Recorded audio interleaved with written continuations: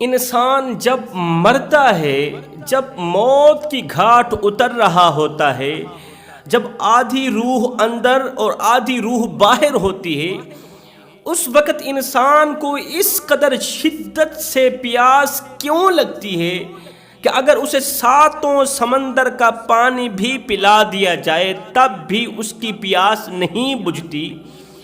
وہ کون سا انسان ہے جس کی موت کے وقت اس قدر پیاس لگتی ہے کہ اگر ساتوں سمندر کا پانی بھی اسے پلا دیا جائے تب بھی اس کی پیاس نہیں بجھتی؟ اور وہ کون سا انسان ہے کہ موت کے وقت جب اسے پیاس لگتی ہے تو اسے جنت کی نہروں کا پانی پلایا جاتا ہے؟ اللہ اکبر! اس کی پیاس بجھائی جاتی ہے۔ یاد رہے، انسان جب پیدا ہوتا ہے تو روتا ہوا پیدا ہوتا ہے۔ توجہ طلب بات ہے، انسان ماں کے شکم میں تھا، بچہ ماں کے شکم میں تھا، کبھی نہیں رویا تھا۔ ماں کے شکم کے جہان میں تھا، کبھی نہیں رویا تھا، لیکن جیسے ہی ماں کے شکم سے ماں کی گود میں آیا بچہ رونے لگ گیا۔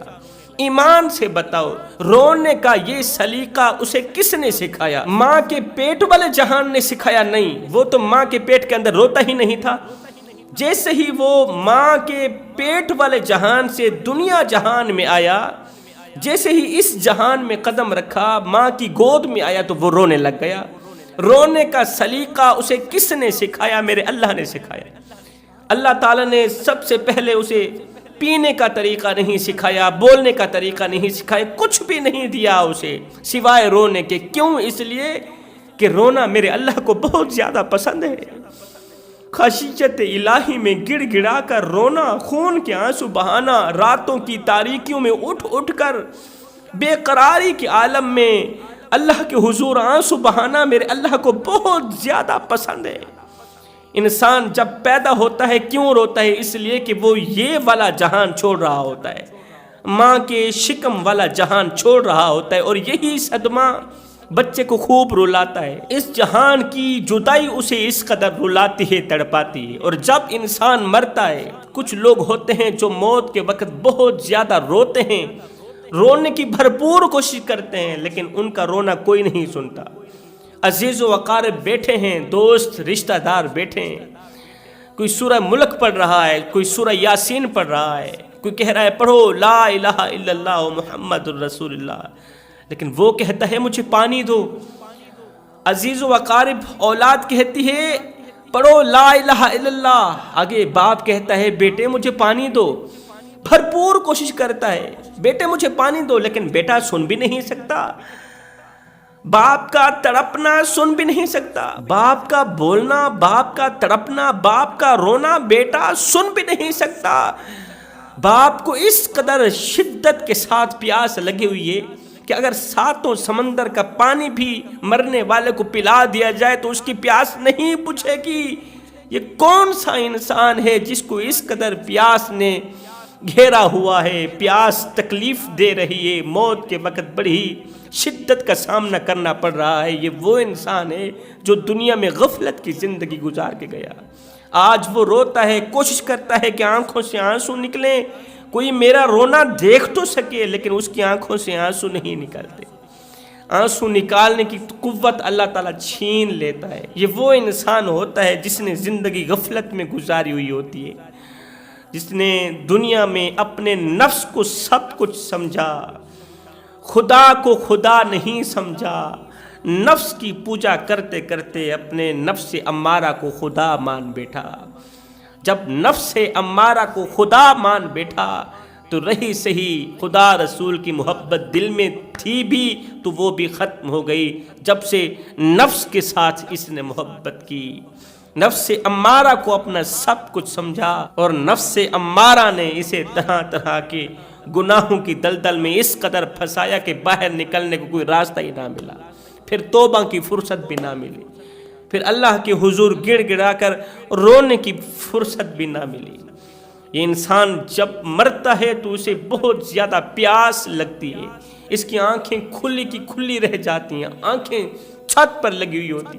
عزیز و اقارب کہتے ہیں کلمہ پڑھو تاکہ خاتمہ ایمان پر ہو جائے، یہ اندر ہی اندر کہتا ہے نہیں نہیں مجھے پانی دو، مجھے پانی دو۔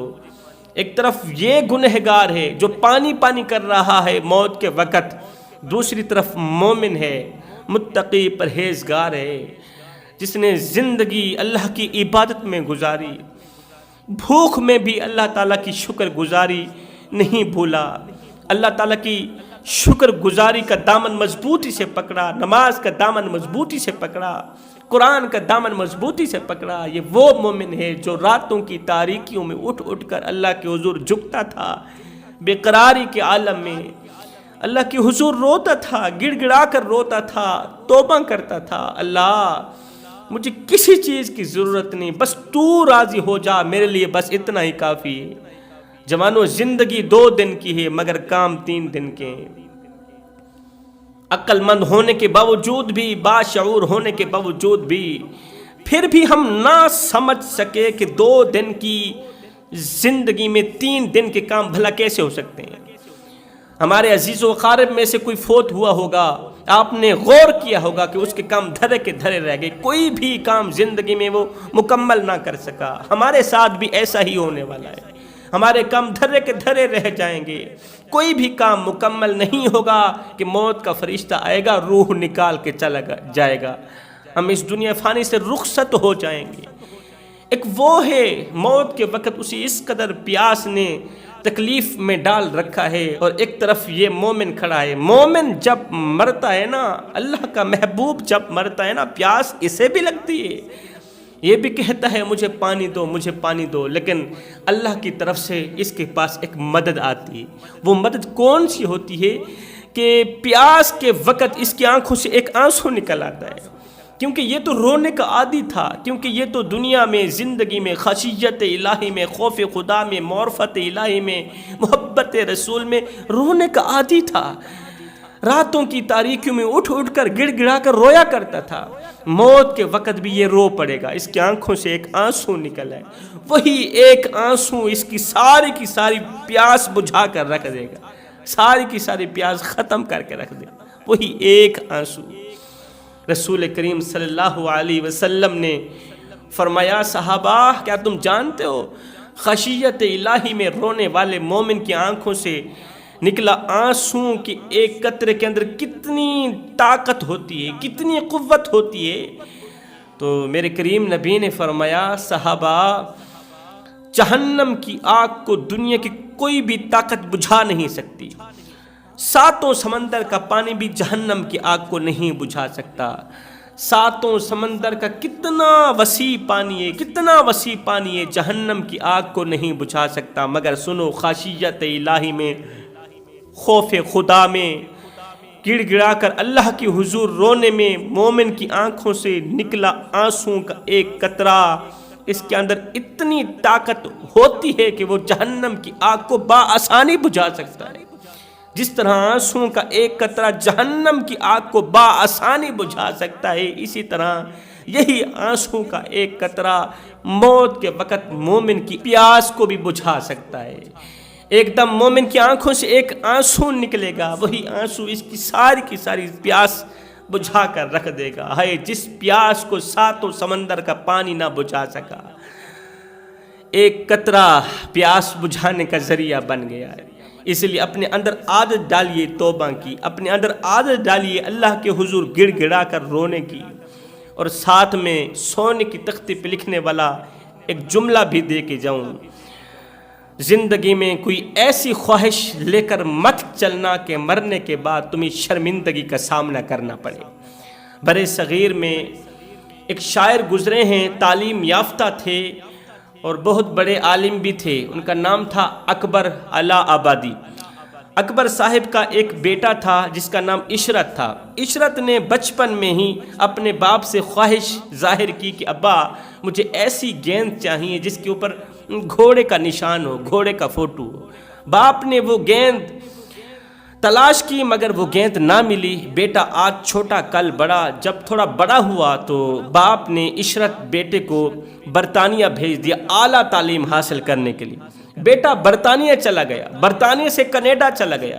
جب بیٹے نے جوانی کی دہلیز پر قدم رکھا تو بیٹے نے شادی بھی کر لی، شادی کرنے کے بعد اعلیٰ تعلیم حاصل کرنے کے بعد بیٹا جب وطن آیا تو باپ نے خوب استقبال کیا، اعلیٰ قسم کی دعوت کی، اعلیٰ قسم کے جناب اعلیٰ کھانے بنائے اور عزیز و اقارب کو، دوستوں کو، رشتہ داروں کو، سب کو بلایا۔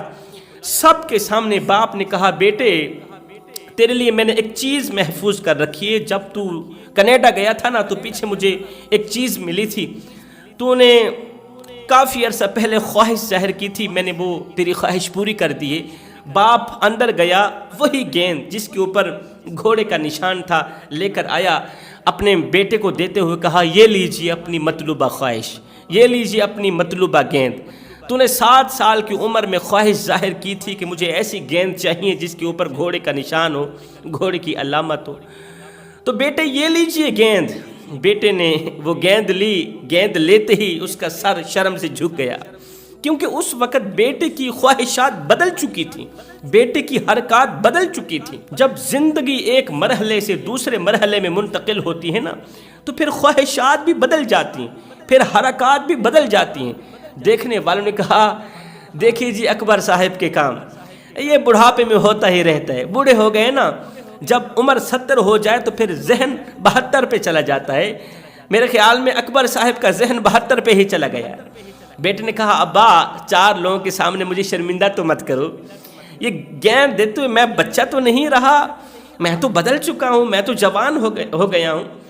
باپ نے کہا بیٹے میں تمہیں شرمندہ نہیں کر رہا، یہ گیند تیرے ہاتھ میں دے کر میں تمہیں بہت بڑا سبق دینے والا ہوں۔ وہ سبق یہ ہے بیٹے، جس طرح بچپن کی خواہش آج تجھے شرمندہ کر رہی ہے، جس طرح بچپن کی خواہش آج تجھے شرمندہ کر رہی ہے، اسی طرح بیٹے دنیا میں زندگی میں کوئی ایسی خواہش لے کر مت چلنا، زندگی میں کوئی ایسی خواہش لے کر مت چلنا کہ قیامت کے دن تجھے رسوا ہونا پڑے، کہیں قیامت کے دن تجھے ذلیل و خوار نہ کر دے، یہ خواہش قیامت کے دن تجھے شرمندہ نہ کر دے، ایسی خواہش لے کر مت چلنا۔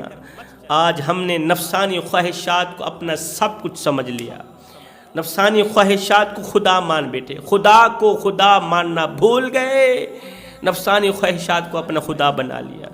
جدھر کو نفس کہتا ہے ہم ادھر کو جاتے ہیں۔ آج مسجدیں ویران پڑی ہیں، مسجدوں میں پڑی چٹائیاں ہمارا انتظار کر رہی ہیں، لیکن ہم نفس کے پجاری نفس کو خدا مان بیٹھے۔ آج زندگی کا جب سال مکمل ہوتا ہے تو ہم سالگرہ مناتے ہیں، برتھ ڈے کے موقع پر سالگرہ مناتے ہیں، کیک کاٹتے ہیں۔ پچھلی عمر تو یاد ہے، آگے والی عمر یاد نہیں ہے، پچھلی زندگی یاد ہے، آگے والی زندگی یاد نہیں، ماضی یاد ہے، مستقبل کو بھول بیٹھے ہیں کہ مستقبل میں ہمارے ساتھ کیا ہونے والا ہے۔ جس چیز کو بھول جانا چاہیے تھا اسے نہیں بھولے، جس چیز کو یاد رکھنا چاہیے تھا اس چیز کو ہم بھول گئے۔ جوانوں اپنی جوانی اس طرح گزارو کہ تمہاری جوانی دوسروں کی جوانی سے کئی درجے خوبصورت ہو، تمہاری زندگی دوسروں کی زندگی سے خوبصورت ہونی چاہیے۔ کس قدر ہوں گی تم اپنی زندگی میں اللہ کی عبادت کرو، خوب عبادت کرو، اللہ کے حضور رویا کرو، گڑ گڑا کر رویا کرو۔ وہ ایک فقیر تھا، تتی ریت پہ سویا ہوا تھا، دریا کے من پہ تتی ریت پہ سویا ہوا تھا، ٹھنڈی ٹھنڈی ہوا چل رہی تھی، ہلکی ہلکی بوندا باندی بھی ہو رہی تھی۔ اس کی عادت تھی وہ روزانہ تتی ریت پہ ہی سو جاتا تھا، تو ہلکی ہلکی بوندا باندی ہو رہی تھی۔ اس وقت کا بادشاہ تھا، وہ چہل قدمی کے لیے، گھومنے پھرنے کے لیے دریا کے من سے گزرنا، تو بادشاہ کی نظر فقیر پر پڑی۔ بادشاہ نے دیکھا، بادشاہ نے فقیر کو دیکھا، فقیر نے بادشاہ کو دیکھا، لیکن فقیر اپنی حالت میں ہی پڑا رہا، فقیر لیٹا ہی رہا، فقیر کو جنبش ہی نہ ہوئی۔ آخر بادشاہ نے پوچھ ہی لیا، فقیر میاں کیا حال ہے؟ کہا کوئی حال نہیں، اللہ کی نعمتیں کھا کھا کر دانت ٹوٹ گئے ہیں، زبان اس کی ناشکری سے پھر بھی بات نہیں آ رہی۔ بادشاہ نے پوچھا فقیر میاں بتا کیسی گزر رہی؟ کہا نہ پوچھ بادشاہ، کچھ آپ جیسی گزر رہی ہے اور کچھ آپ سے اچھی بھی گزر رہی ہے۔ بادشاہ کی آنکھیں کھلی کی کھلی رہ گئیں۔ بادشاہ نے کہا او فقیر بابے تجھے پتہ ہے تو کیا کہہ رہا ہے؟ اوے میرے جیسی زندگی گزارنے کا تصور نہیں کیا جا سکتا، اور تو کہتا ہے تم مجھ سے بھی اچھی زندگی گزار رہا ہے؟ میرے جیسی زندگی گزارنے کا گمان نہیں کیا جا سکتا، اور تو مجھ سے بھی اعلیٰ قسم کی زندگی گزار رہے، وہ کس طرح؟ فقیر نے کہا بادشاہ وہ اس طرح کہ تو پھولوں کے بستر پہ سوتا ہے، میں تتی ریت پہ سوتا ہوں۔ جب تیری اور میری آنکھ لگ جاتی ہے، جب ہم دونوں کو نیند آ جاتی ہے، اس وقت تجھے پتہ یہ نہیں ہوتا کہ میں پھولوں کے بستر پہ سویا ہوں، اور مجھے پتہ یہ نہیں ہوتا کہ میں تتی ریت پہ سویا ہوں۔ اور ہاں بادشاہ، جب رات کا دوسرا پہر آتا ہے، جب تہجد کا وقت آتا ہے نا، اس وقت میں بستر سے اٹھتا ہوں، وضو کرتا ہوں، اللہ کی حضور جھکنے کے لیے، نماز تہجد پڑھنے کے لیے میں مصلی بچھا لیتا ہوں۔ میں رات کے دوسرے پہر سجدے میں ہوتا ہوں، اور تو پھولوں کی سیٹ پہ لیٹا ہی رہتا ہے، سویا ہی رہتا ہے۔ بادشاہ، اس وقت میری زندگی تیری زندگی سے کہیں زیادہ اچھی گزر رہی ہوتی ہے۔ تو کوشش کیا کرو تمہاری زندگی دوسروں کی زندگی سے کافی حد تک اچھی ہونی چاہیے، خوبصورت ہونی چاہیے۔ دنیا میں بڑے بڑے بادشاہ گزرے ہیں۔ فرعون بہت بڑا بادشاہ تھا، بہت بڑا طاقتور تھا، اتنا بڑا طاقتور تھا کہ خود کو خدا مان بیٹھا۔ لوگ اسے سجدے کرتے تھے، لوگ اسے خدا مانتے تھے، لیکن جب فرعون مرا تھا، نہ زمین روئی اور نہ ہی آسمان رویا، نہ چرند روئے، نہ پرند روئے، نہ حیوان روئے، نہ انسان روئے، بلکہ جہاں تک یہ خبر گئی، لوگ خوشی سے جھوم اٹھے، سرشار ہو گئے کہ مر گیا مردود، نہ فاتحہ نہ درود۔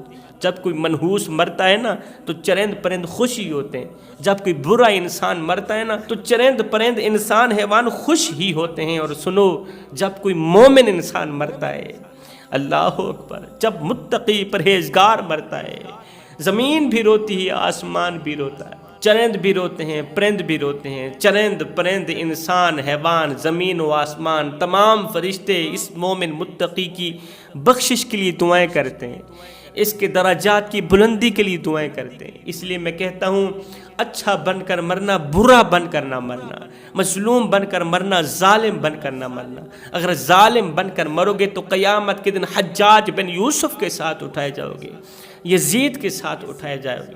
اور سنو، اگر مظلوم بن کر مرو گے تو قیامت کے دن مولا حسین کے ساتھ اٹھائے جاؤ گے۔